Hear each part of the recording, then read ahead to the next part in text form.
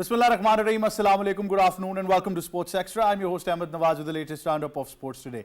Let's take a look at what we're discussing. First of all, we talk about the ICC Women's T20 International World Cup in the UAE. And for Pakistan, it's been absolutely spectacular. Their first game against Sri Lanka, and Fatma Sana has muscled her troops to a splendid victory. This is the highest margin run victory for Pakistan. This is something that you require in a group stage as well. You know, you want to get that run rate going as well. And although that they were 7 down, Fatma Sana batted brilliantly. Those 30 odd runs at the end, including a couple of sixes, I think really set the tone for Pakistan women to post a good total. And reply, Sri Lanka were just bamboozled. I think after the crucial wicket of Jamari Atapattu, it was all to play for Pakistan, and they did pretty well. They bowled well as well. They made sure that they contained the Sri Lankan women batting lineup because they've got some quality as well. But it was a splendid effort by Fatma Sana and her troops, and of course Fatma Sana was declared player of the match for her tremendous performance with the bat and bowl as well.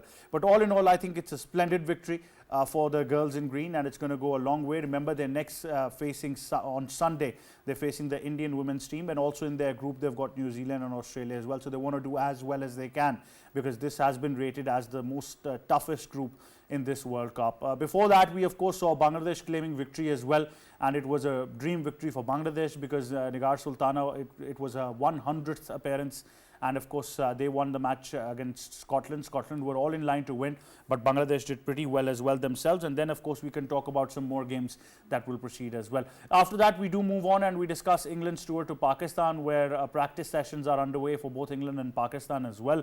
Ben Stokes already highlighted that they want to repeat the same fate they did with the last time they were here. That was, I think, completely pushed us against the wall, so they're ready to do that again.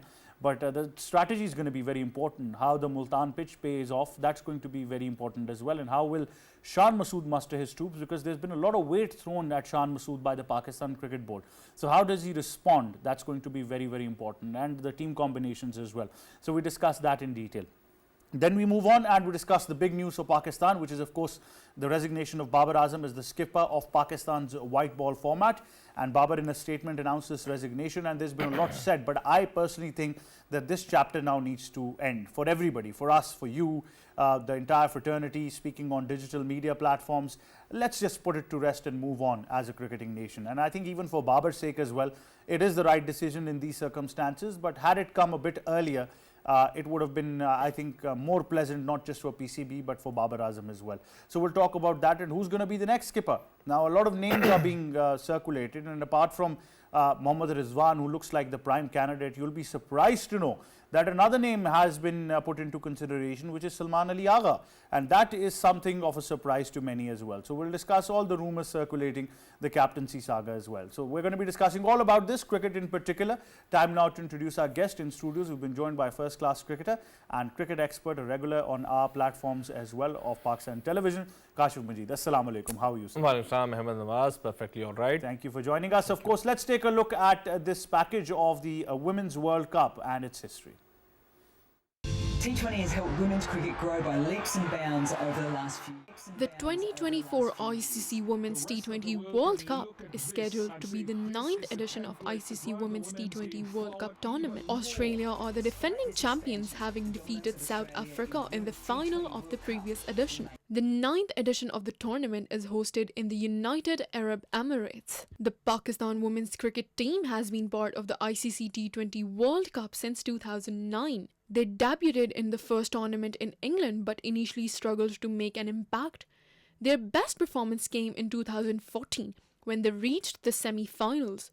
Over the years, the team has proved and produced talented players, contributing to the growth of women's cricket in Pakistan. Pakistan women's team under the leadership of Fatima Sana will take on Sri Lanka in their opening match of the tournament at the Sharjah Cricket Stadium. Pakistan will feature against arch rivals India on 6 October at the Dubai International Cricket Stadium. Pakistan have featured in 2 warm-up games against Scotland and Bangladesh prior to the start of the tournament. There you have it. Malaika gives us the details of the World Cup, and as she was highlighting that they were to face Sri Lanka, and they did it convincingly. It was a remarkable victory, and that is something that will really set the tone of the tournament. I was listening to Nasir as well, and Nasir said that in commentary that it's always great to start your World Cup campaign with a victory. That really, gives you a lot of confidence as well. So, Kashif, how would you rate this victory a clinical performance by the girls in green. Oh yes, with the ball and in the field they were clinical. Yes, we can talk about the batters, but once you get the victory out in the very first match, in the very first outing, it's always good. It's always good when we talk about the group of death, because every match is like a knockout match in this group, and every team wants to win the match and win convincingly to come up with a good net run rate. So most probably Pakistan's girls doing exceptionally well. We can talk about it in detail. We can talk about the batters' performance. We can talk about the bowlers. But to start with, I think excellent captaincy by Fatima Sana, because she's just 22, I guess. And I still remember Graham Smith's 22 years of age and Fatima Sana 22 years of age. So it's a good start for Pakistan. Well, certainly, you talk about the captaincy. There's been a lot of things circulating that, it was given at a time where she had very less time to prepare. But, as we say in our local language, the current of cricket. So that current was, still there, and it was exceptional the way she's been focused. I mean, for somebody to not let their performance be affected, it's gone the other way around, where she's using those captaincy skills to transcend them into her own performance, considering that, I have to win this game for my team. I guess yes, this is where Fatima Sana needs some encouragement from all of us, because she just starting her career as a captain, and now when we look at her, we see a complete leader. I just gone through each and every ball yesterday's match, and her presence was felt every now and then, with all those fielding changes, with all those even starting with the with her batting, the way she batted in the late overs, the way she was hitting the ball. I guess we found a good all-rounder in her, and most probably just before the start of this program, I was talking to that she needs to bat up the order, because she have got that current in her to do all those impossible things which were lacking in the Pakistan cricket. Those things that says that we need some intent in our batters, and most probably she has got along with the Nidda Dar, and if they were on the crease, so they can change the moment of the match, and the batters to follow can follow that thing. So most probably we do need some changes in our batting order, with Tuba Hassan coming up the order in front of Fatima and Alia. That is against a question mark. So there were so many things, but I guess to start a tournament like a T20 World Cup with a victory, that is utmost important thing. Let's talk about the conditions a bit as well. I know that all of us have been talking about modern day cricket targets now being revised. Men's cricket 200 plus is now pretty much gettable. Women's cricket has also proceeded beyond 150 runs. But these conditions in the UAE are a bit tricky. Sometimes in order to get 170, you end up not even getting 120, and that becomes a bit tricky. Even yesterday I saw the spinner's ball keeping a bit low as well, on the slowest side of the wicket. So these are typical conditions that can help our cause at least. Going through Umama Sohail's spell of 4 overs, you can easily pick that this is a spinner's paradise. Ball is keeping low, slow, not coming onto the bat. One thing you can do is that use your feet and just reach to the pitch of the ball. That is not quite normal in the women cricket these days, because we wanted as a batter, we wanted them to use their feet and get to the pitch of the ball and just play with the flow, but that was not happening, and eventually Pakistan's decision to win the toss and bat first paid off the dividend, and we won quite convincingly. Although 116-17 was not the score, not a good score. You just mentioned that with the cricket going forward, 150 in women's cricket is not norm of the day, but going through these wickets in Sharjah, Abu Dhabi, Dubai, these are getting slow and low as the tournament progressed, and most probably it's a good omen for Pakistan with all those spinners present in Pakistani lineup. Most probably again going through all those things, wrapping up all those things, it's the batter's job to provide some runs to the Pakistani bowlers, and they'll do their business, because they're very good at it. We talk about Nashra Sandhu, we talk about Sadia Iqbal going through Fatima Sana, even Umama with Diana Baig getting injured on the very first ball. This is again going to the Fatima Fatma Sana's cause, because how being a leader, she was present there. Main strike bowler, very first ball delivered, second ball she was running and she got injured, and then she has to look for the sixth option, and Umaima Sohail did a pretty good job. So overall, to start with, it's a very decent job. Yes, we do want our batters to contribute slightly more, most probably 150 against Australia, India or any other side. With this bowling lineup, we can do wonders. Well, we've often said that the bowling's not been the problem. It's more or less has been the batting, and the batters have sometimes failed to reach those revised targets. But one of these odd performances does pretty well, and that's where you also mentioned that Fatma Sana's role becomes very important. Alia Riaz, Nida Dar, all three of them become very, very important to this cause as well, because obviously somebody's got to put their head in the game as well. I understand that power hitting is an essential part of T20 cricket, but one of our batters has got to think to bat through as well. I guess it's very important. Either bat through or bat through with intent. It's just not going with run a ball. I guess even run a ball is good for a batter to bat through, because odd boundary here and there can end up coming up with a good strike rate. But going through the innings, most probably one thing, Ahmed, I don't want to criticize, I don't want to see anything bad, but when going through the physique of our team, you find all those girls not capable of hitting big sixes. So this is where one option or one place where we have to look very strong, because and they're more comfortable square of the wicket. And yes, that's very, very tricky, I think. Cutting and sweeping the ball, that is the mantra. Even with all those slow wickets, it's just not easy to cut the ball, because for cutting the ball, you need pace on the ball. But with those slow tries, just because they were comfortable cutting, cut the ball and playing those sweeps, and with the physique they have got, I can count all those girls who can hit the six, provided the even a freebie to them, and most probably Nida Dar, Fatma Sana and Alia Riaz, and that is it. So out of those three, two of them have to bat up the order, most probably at number 3, at number 4, or number 3 and number 5, to find out a combination going on, that at one end someone is there who can play some big shots. So this is where it's very important, because eventually last 3 overs and all those 3 are in the dugout, or even in the 2 of them on the crease, that makes a huge difference, and difference in a negative sense, because last 3 overs you'll get panic, and this is what happened when Alia played a very simple ball which can be defended, and she wanted to take a single of the very first ball she was facing, and eventually got out of LBW. So for me, we have got some of the batters who are capable of scoring some quick runs, but we need them batting up the order. Well, I think mode of dismissal was once again where the batters made errors. Gulfroza trying to come down the track. Nida Dar was almost standing at the legs, fifth stump on the leg side, trying to hit over extra cover, and stumps exposed. We saw Alia's dismissal as well. So all in all, I think that shot selection became very, very important. It's a subject that we keep on discussing again and again and again. But obviously, I think the management is there with the head coach to work on it as well. But the most surprising part has to be the fielding, Kashif. In the past couple of months, the fielding has been very lackluster. But I think once they held on to the catch of Chamari Atapattu, they realized that this is something that is going to help them, and that really changed the flow of the game as well. I guess with Sri Lanka, this is always the case. You got Chamari Atapattu out early in the innings, and they'll be in the immense pressure. Eventually, they won last time around against Pakistan when Chamari couldn't perform well. But that is one-off case, and because when we talk about Sri Lanka, it's about the spinners and Chamari Atapattu with the bat.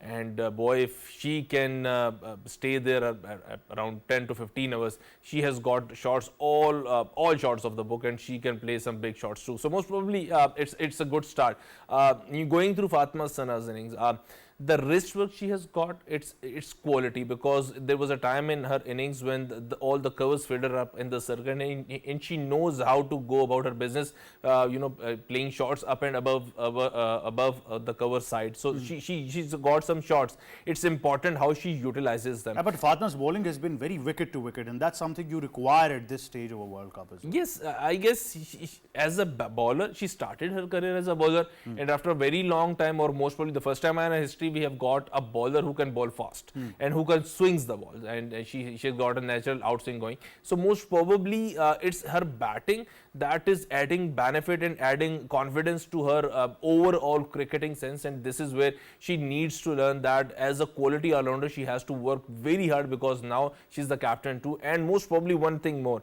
she can rotate her batting order anywhere she wanted to, and most probably if our batters or openers got the start and for 5-6 overs, or they'll be there around 10 overs, so she can promote herself at number 3 or number 4 to use those overs, and even she can promote Nida Dar up the order, even she can use Alia Riaz, because this is how the things should be. Because going through the top 3 or 4 batters apart from Nida Dar, they all look alike batters. They haven't got the big shots with them.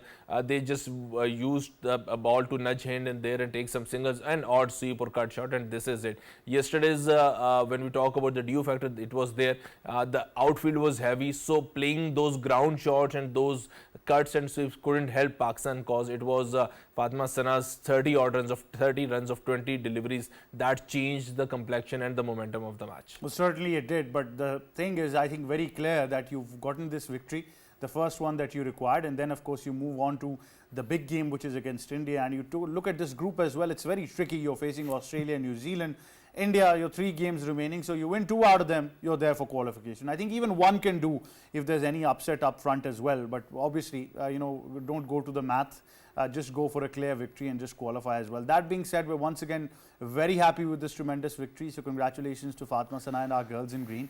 And I think the matches to proceed are very important and tough, but I'm sure that we're going to get some positive results there as well, because they're playing quality cricket. Let's remember that. They've got that self-belief that goes a long way as well. That being said, we talk about England's tour to Pakistan. Let's take a look at this report and then we continue things in detail.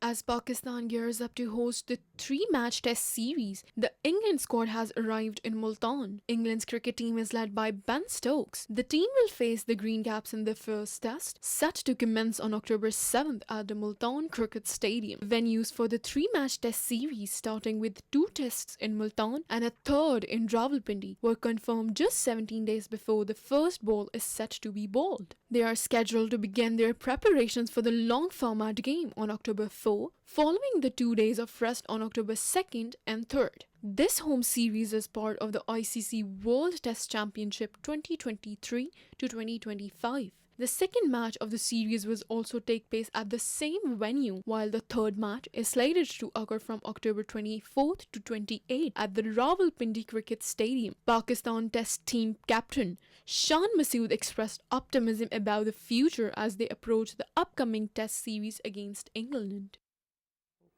Well, there you go. All you need to know about England's tour to Pakistan in this report by Malaika. We've got to talk about many avenues, but my first one would be circling around Shan Masood. So, Kashif, the management of Pakistan Cricket Board decided that they're not going to make another case similar to what they did with Babar Azam or Shaheen Shah Afridi, and for once they're going to back a skipper in the, of course, face of Shan Masood as the Test captain.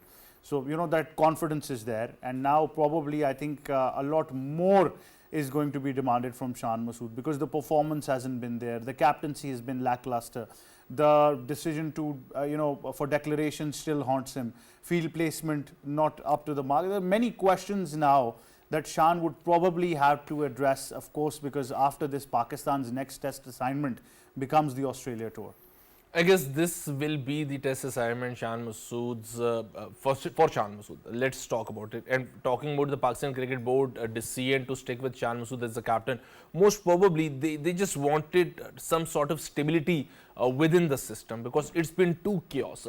We've every series, every now and then, we came up with the question of who will be our next captain, and there was so many people talking about the captaincy. Captaincy shouldn't be in everyone's mind. It should be the performance of each and every individual. We start our media campaigns, or we start our questions by asking the board's CEO or the president the captaincy. If the captain will remain in the next series, or he'll be stay even in the second match, because there were news that Shan Masood has been appointed captain for the first test, and people were saying, like, what is this first test, because everyone wants to see a captain for the complete series. Having said all those things, most probably it's everything lies on the shoulders of the Shan Masood. It's just not the captaincy; it's his batting performances too. There's been talk in the town, and everybody's talking about it, that with the average of 29-30, one cannot be the captain of the side. You can argue with the Babar's captaincy as long as you can, but the other column, his statistics with the bat, that shows his class. And ultimately, so many questions died out when we talk about the captaincy of Babar Azam, and when we see his batting performances over the years during his captaincy stint. So Shan Masood has to learn this art. We can negate, we can talk about the captaincy, we can even say, okay, these are some bad errors, provided he has scored a century in the same match. We can say that this match is lost to some bad captaincy, but Shan was up there with his batting, and this is not the case. But that's not happened as well. But you know, as a batter yourself, and for someone who's using the same brand bat as he has been as well. So, but that being said, yes, I can say the same sticker worth 350 rupees. You know, they announced the other day that Saud Shakil has become the 5th one to join that panel from Pakistan as well. And I was thinking he's got to be the 6th, Kashif to the 5th one as well that I know. But, you know, as a batter, how do you analyze this slump in form? Because he's been really successful in the county circuit, where most of his runs, let me be very honest, have come a square of the wicket by playing that cut shot, that, you know, late cover drive or a pull shot. He's good there as well. But probably those conditions, the ball has come onto the bat pretty well. Now, same things that were his strength in county cricket have now been exposed as his weakness in our condition. Now, this is a tricky part where a batter probably needs to adjust, but you're the better one to comment on where is he struggling at the moment. It's not his fault actually. Let me be very frank with you, Ahmed. It's the fault of all those guys sitting in front of those cameras. I still remember he was playing grade 2 cricket or most probably something like that in England. He went scoring heavily for his county, and people started saying that he will be Pakistan's next captain, or most probably a wall in our middle order, and we are about to face Sri Lanka in Sri Lanka. So from one shows, you know, from one condition, from one atmosphere, pitch condition, everything, he was playing in England. We are talking about a player from England, pluck him from England's condition and straight put him in the Sri Lankan conditions and ask him to score bulk of runs. This is not happening. This just does not happen, because as you mentioned, in England, he was playing square of the wicket against the fast bowlers. In Sri Lanka, yes, he has scored a phenomenal century in a chase alongside Yunus Khan. But every day is not a Sunday. To play the spin, plays down the ground with the straight bat, it's just not easy. And most probably this is how things work. But a batter like this is probably, I might, you know, say this on a personal note, is one innings away from, you know, realizing that, you know, this is where I needed to adjust myself. One inning away probably. Unfortunately for Shan Masood, there was always a one inning. But that one innings comes in between so many flop performances. I remember he started the England tour with a bang, 150 in a very first innings played in England in that series.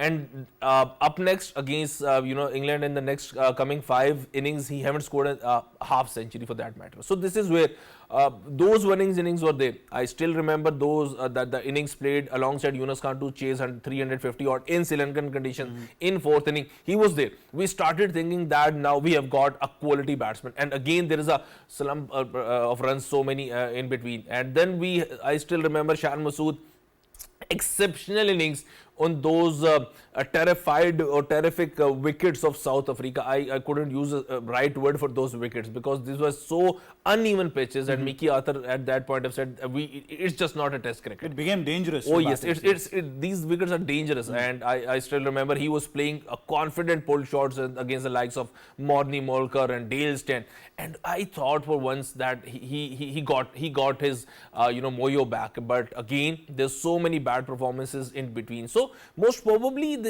he needs to shift his mindset and this is where he's lacking. He needs to realize that every day he has to get up every day and start believing that this is his first day. Why are we struggling with conversion rates? There's been a lot of talk about our batters reaching those necessary 50s, 40s, 30s. You know, once you get to 50, you're tipped to be a bit comfortable now. You're seeing the ball as a football. You reach your hundreds as well. But I think for far too long, we've been deprived of those 200s. I mean, the last innings we've had is Rizwan 170 plus, and that too led to declaration we didn't have a double 100. So that conversion has been a real problem for our batters. I don't want to say, but Ahmed, you were there when cricket shifted to the northern part of the country. It's a most probably a philosophical answer, but let's talk about it. In early 2000s. When have we not been philosophical? Oh yes, every day we have been, haven't we? So when I'm talking about 2003-4 towards to 2016. When majority of the cricket, first class cricket, have been played in the northern part of the country, that is Diamond, KRL, Rawalpindi Stadium, Ahmedabad, Markazar, Shalimar, and most probably National Cricket Ground. These are the venues where bulk of the cricket have been played.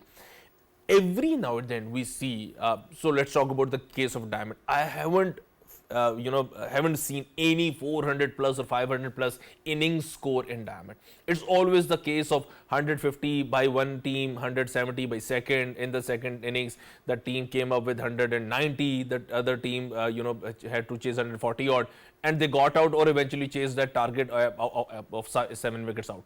So this is where it's important, because our batters of that era just forget how to build an innings. Fast forward to this day, Babar Azam played his List A match after around 3 years. So how many domestic matches this team have played? So conversion came from consistent batting under quality conditions. Conversion of 50s into 100s into 150s into 200s is a muscle memory. It's something which can be gained by playing all those cricketing matches, I would say, or cricketing avenues where you need to play big cricket, you need to play 4-day cricket, you need to play 5-day cricket. Eventually these guys, when we talk about these guys, when we talk about social media, everything, every single clipping is based on the heroics of T20 cricket. So we just forget that we can create a hero out of 4-day cricket or 5-day cricket. This is one dimension. Second dimension, the club cricket, the domestic cricket, the departmental cricket, the first class cricket, everything was unstable for the last 4 or 5 years. Nobody knows where this domestic structure is going. And eventually now we have got one domestic structure where departments are there, where regions are there. So these cricketers, when go through their department will be paying heavily, provided they'll be scoring the centuries. It's just not the case of going and playing 50 and scoring 70 odd runs. Departmental cricket means that you are there to serve your department with the most of the ability. But those conditions become there's been a lot of talk about like you mentioned as well, the pitches have played a tremendous role in that. In the last season we saw, in a match where Karachi was playing, we had I think 2 double hundreds, 1 double hundred, 3 to 4 centuries in just one game. 500 plus runs being scored, but no equal competition between the bat and the ball. On the other hand, we've even had preceding seasons, as you mentioned, the whole team out on 90, match finishes within 2.5 or 1.5 day. So that happens as well. So they're both extremes now.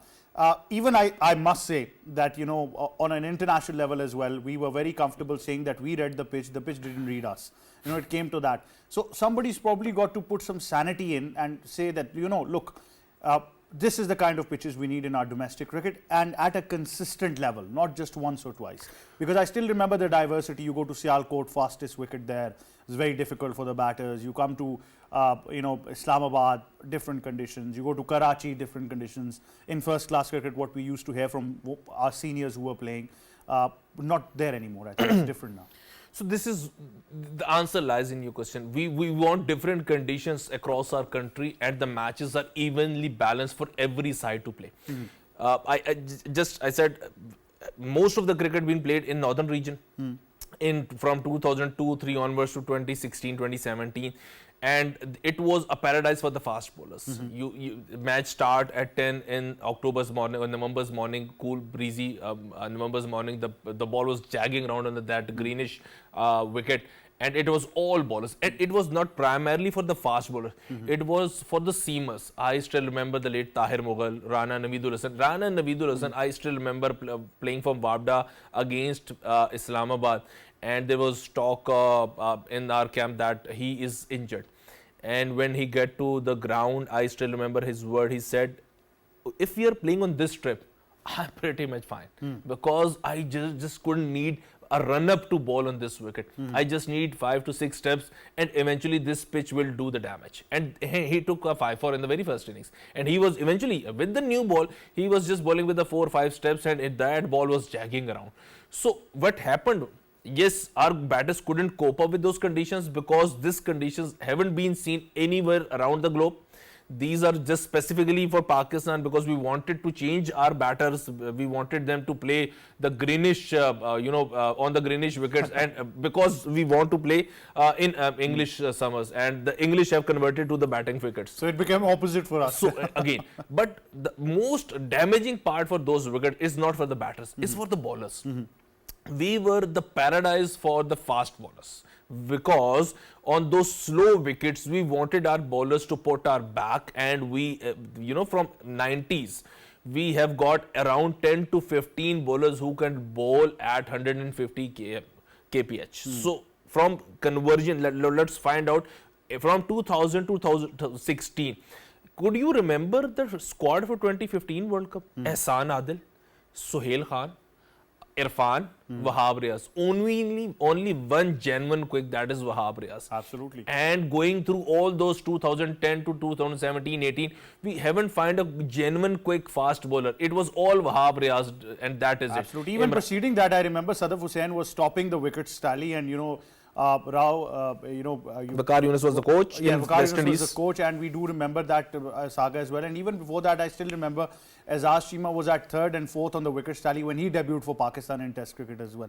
So, I think first 5 of your top wicket takers in the Qazi Trophy were fast bowlers, and genuine fast bowlers as well. Nasser, last season played, it was in between Nasser, Abdur Rauf and Sadaf. Nasser was like 62, Sadaf was like 63, Abdur Rauf from Multan, he was playing from Multan, he was 61. So this is what when last match started for the season. These are the 3 top fast bowlers, and none of them have been genuinely quick fast bowler. I remember Abdur Rauf bowling 5 yards because of those classic greenish Multan wicket, and he's just taking wickets for fun.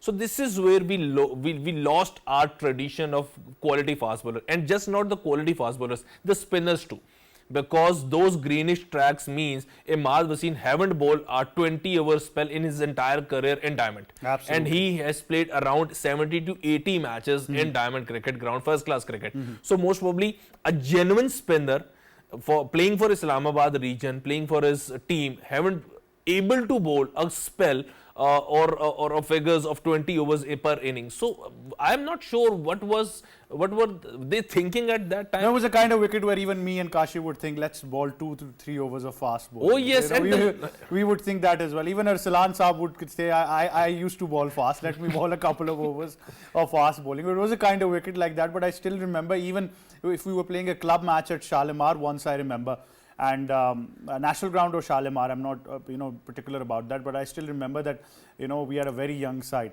and even for somebody who was debuting, he was just a 16-17-year-old young boy who was playing tape ball cricket before that. He was given 3 slips and a gully. Nasrullah Khan was our skipper, and he was getting the ball to carry all the way to second slip, and I was gobsmacked. I thought, what is happening? But then I realized that the pitch is doing something, and that's how it happens. But that being said, I think that this is a very important subject that we keep on talking about, and that is, of course, first class cricket. Now we've introduced a new championship as well. We saw the Champions ODI Cup. We're going to see a Champions 4-day format as well. The Qazi Trophy in there, of course, becomes very, very important. So all in all, I think it's a tough series because England are up and ready. The form right now, people do talk about Ben Stokes, Joe Root, everybody, but trust me, the form that Harry Brook is in right now, he's got to be probably the best player in the world until now, if you talk about the current form. But that being said, now Pakistan Cricket Board is, of course, not just restricted to the cricket on the ground. There's been a lot of activities going off the field as well. One of them has been circling around the captaincy and, of course, the resignation of Babar Azam. Let's take a look at this report. Pakistan cricket team experienced a significant shift in leadership after their defeat to Sri Lanka in 2019 home series. Babar Azam has recently resigned as white ball captain of the Pakistan cricket team, marking the end of a challenging leadership period. This decision comes nearly 6 months after his reappointment as captain of the white ball sides. Following his initial resignation after Pakistan's disappointing performance in the 2023 ODI World Cup in India, Babar initially took over the captaincy in 2020. He has consistently been among the top batters globally. His leadership has often been questioned due to mixed team results. His captaincy highlights include Pakistan's famous victory over India in the 2021 T20 World Cup and a runner-up finish in the 2022 edition. However, their recent elimination in the first round of the 2024 T20 World Cup in the USA and West Indies during his time away from leadership, Shaheen Shah Afridi briefly captained the T20 international side but was removed after just one series, leading to Babar's return. Throughout his tenure, Babar led Pakistan in 20 test matches, securing 10 victories. In one-day internationals, he recorded 26 wins, and in T20 internationals, he managed 48 victories in 85 matches. Despite his individual brilliance, team performances under his leadership have been inconsistent. Rizwan was appointed as Pakistan's T20 international vice captain when Shaheen Shah Afridi took over from Babar earlier this year. Rizwan is an automatic pick in both white ball formats, which is perhaps the most basic requirement for the captain of any team. Pakistan's next international challenge will be a white ball series in Australia, comprising 3 T20 internationals and 3 one-day internationals, as Shaheen Shah Afridi was removed from captaincy earlier. Babar's resignation raises questions on who will be Pakistan's next white ball skipper. There you go. Sabah gives us the latest details of whatever has been circulating around Pakistan's captaincy saga. It's a favorite subject for all of us, isn't it? But right now, Kashif, what do you make of this resignation? Because like I said, it's probably the right decision for him and his career. But practically, I think it's come too far away when it should have come a long time ago. I guess he has lost 1,000 career runs in this saga. If he ever resigned after most probably Australia T20 World Cup, where we lost in the finals, and he said, okay, this is it. This is not the peak, but just next to the peak, because playing the T20 final, losing the semi-final previous edition and then playing the final, most probably he'll be thinking, okay, fine, this is it. Most probably I was just not able to lift the trophy, but I was just there, and this is where Babar Azam can be remembered as a good captain, because he's been just there in the white ball format. But prolonging that decision to the 50 overs World Cup, where we couldn't reach the semi-finals, even that was a good time where he can leave that white ball. But once Shaheen Afridi was made captain, I think that was one of the worst decisions by Babar Azam, that again becoming the captain for the T20 World Cup. I still remember going through this squad of T20 World Cup. They were quality players without being a united team. So individual talent was there, and no one was playing for the Pakistan. This is what everybody said after the World Cup. So Babar Azam just took that blame on himself by becoming the captain, and in between he lost his form, he lost his moyo, he lost his class. I won't say the class, but he lost his runs. He lost his runs. Most probably the 1,000 career runs. Form is temporary, class is permanent. Class is there, always there. Yes. So he lost his 1,000 career runs, and now it's time that he start focusing on his batting, because from the very start, when we see Babar Azam in Diamond Cricket Ground playing for the Islamabad, for the very first time, and we get to know that this is Babar, who played just recently in the Under-19 World Cup, and Lahore couldn't afford him in their team, and so he's playing from the Islamabad region. I still remember going through all those my memories. Babar was just a batsman and nothing else. And when we talk about, everybody was hanging around in the camp, having jokes and all those things, and Babar was the one guy who's always looking at his bat, gloves and talking about cricket. Serious talking about his yes, business, he's yes. just serious about his batting, and most probably this is where his class is. A batsman. How do you see this proceeding? Because right now a lot of people are asking the question, who's Pakistan's next skipper? But before moving on to that, I think the important thing is that how does Babar now fit into the picture or the equation?